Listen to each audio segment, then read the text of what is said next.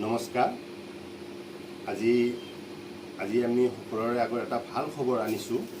পুনৰ আমাৰ তাতে এটা ভাল খবৰ আহি পৰিছে। এই এজমা নিৰাময় কেন্দ্ৰ বৰপেটাত আজি নতুন নাম হৈ আছে। এইটো আগতে আজাদ নগৰ আছিলে, এতিয়া জুবিন নগৰ হৈছে।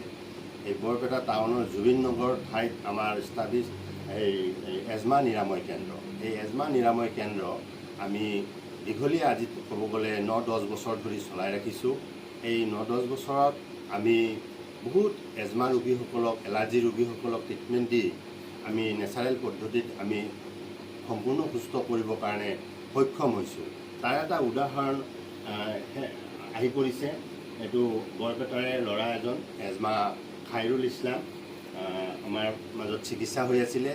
3 মাহৰ এটা কোৰ্চ আছিলে। এই কোৰ্চটো তেওঁ কৰিলে, কৰাৰ ফলত সুস্থ হৈছোঁ বুলি তেওঁলোকসকলে পৰিয়ালবৰ্গ আমাৰ ওচৰত আহি আজি আমাক স্পষ্টকৈ ক'ব খুজিছে যে সম্পূৰ্ণ ল'ৰাটো সুস্থ হৈ গ'ল। এয়া আহিছে, আহক খাইৰুল ইছলামৰ আব্বা। আমি প্ৰথমতে আপোনাক ধন্যবাদ জনাওঁ। হয়, থেংক ইউ। আমাক এখন গামোচাৰে তেওঁ এটা মান সন্মান দিছে আৰু লগতে খাইৰুল ইছলামৰ এইটো খাইৰুল ইছলাম, তুমি ওচৰত আহা। খাইৰুল ইছলামৰ মাও আহক।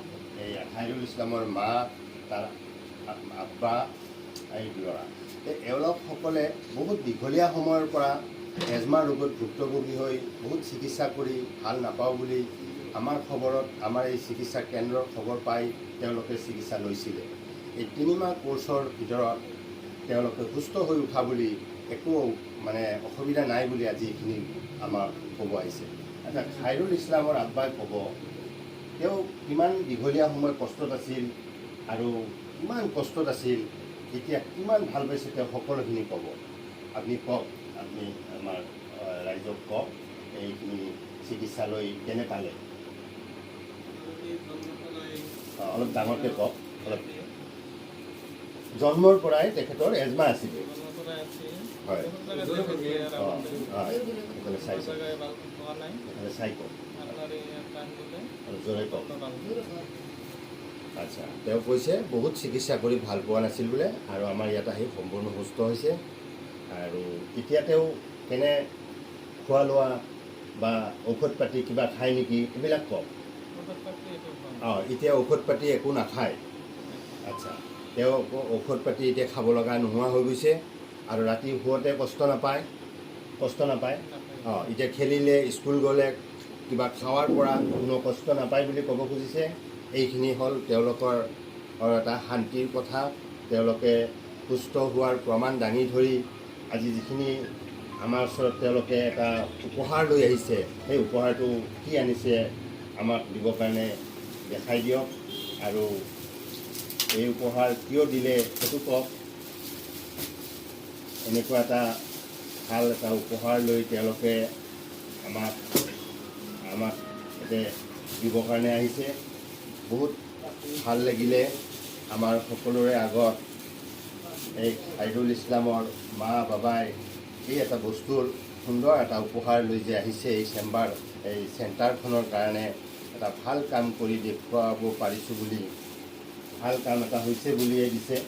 হয়, এনেকৈ কৈছে আৰু আমি এইটো গ্ৰহণ কৰিছোঁ, আমি ৰাখিম আৰু কৈছোঁ যে এনেকুৱা উপহাৰ আমাৰ মাজত আমি দেখাব পৰাকৈ মানুহৰ পৰা বহুত ধৰণৰ মৰম আৰু শলাগ পাইছোঁ বুলি আমি এইখিনি উপকৃত হৈছোঁ বুলি এই ৰোগ চিকিৎসা কৰি আমাৰ এটা তথ্য সহকাৰে প্ৰমাণ আহি পৰিছে। আৰু ক'ব খুজিছোঁ এই ৰোগ ভাল নহয় বুলি বহুত চিকিৎসা বিভাগত চিকিৎসা কৰি ব্যৰ্থ হৈছে বুলি বহুত ৰোগীয়ে আমাক আহি কৈছে। আৰু আমি ডাঠি কৈছিলোঁ 34 দিন আমাৰ এটা স্পেচিয়েল ট্ৰিটমেণ্ট এটা থাকে। সেই ট্ৰিটমেণ্টটো লোৱাৰ ফলত তেওঁলোকে সুস্থ হৈ যায় বুলি আমি সদায় কৈ আহিছোঁ। আজি সেই সুস্থতাৰ প্ৰমাণ এওঁলোকসকলে যেনেকৈ আমাৰ সকলোৰে আগত উপস্থিতি আজি যেনেকৈ ক'ব পাৰিছে, আমি নথৈ সুখী হৈছোঁ। আৰু এই আজি 9-10 বছৰে আমি যি এই চিকিৎসা চলাই আহিছোঁ, আমি এনেকুৱাই এটা চিকিৎসাত সুস্থ হোৱা বাতাবৰণ সদায় দেখিবলৈ পাইছোঁ। আৰু এনেকুৱা এভিডেঞ্চ আমাৰ হাতত যথেষ্ট আহি পৰিছে। তাকে ক'ব খুজিছোঁ, এই ৰোগ ভাল হয়। এই ৰোগৰ কাৰণে 1 টকাৰ ঔষধ কিনি খাব লগা নাথাকে। ঔষধ নোহোৱাকৈ ভাল কৰিব পৰা যায় ৰোগীক। আমি কৰিব পৰা আমাৰ হাতত তথ্য সহকাৰে প্ৰমাণ আহি পৰিছে। এইবিলাক উদাহৰণ আমি যিখিনি দিলোঁ, আমি সদায় আমাৰ হাতত এনেকুৱা পেচেণ্ট আহি আছে, এনেকুৱা তথ্য আহি আছে, এনেকুৱা প্ৰমাণ আহি আছে। আৰু আমি ক'ব খুজিছোঁ, ইয়াত যদি এনেকুৱা কোনো ৰোগী কষ্টত আছে, আমাৰ ওচৰত আহিব লাগে। আমি যদি কিবা এটা সাধাৰণ খৰচ লৈছোঁ, সাধাৰণ খৰচ এটা লৈছোঁ বুলি তেওঁলোকেও কৈছে। আৰু সেই খৰচৰ পৰাই তেওঁ আজি সম্পূৰ্ণ সুস্থ হোৱা বুলি প্ৰমাণ কৰিলে। আৰু আমি কৈছোঁ, যদি কোনোবাই কয় যে মই সুস্থ হ'ব পৰা নাই, তেনেহ'লে আমি কৈছোঁ খৰচ ঘূৰাই দিম, আমি খৰচ নাৰাখোঁ। এনেকৈও আমি এই কথাষাৰো আমি লিখিতভাৱে প্ৰচাৰ কৰিছোঁ। কোনোবাই যদি ভাবে খৰচ কৰিলোঁ ভাল পোৱা নাই, আমি খৰচ ঘূৰাই দিব পাৰোঁ। আমি এনেকুৱা কোনো ধৰণৰ এনেকুৱা মানুহ পেচেণ্ট পোৱা নাই যে আমি কাৰোবাক খৰচ ঘূৰাই দিব লগা হৈছে। আমি ঘূৰাই দিব লগাও নহয়, আমি কৈছোঁহে মাত্ৰ।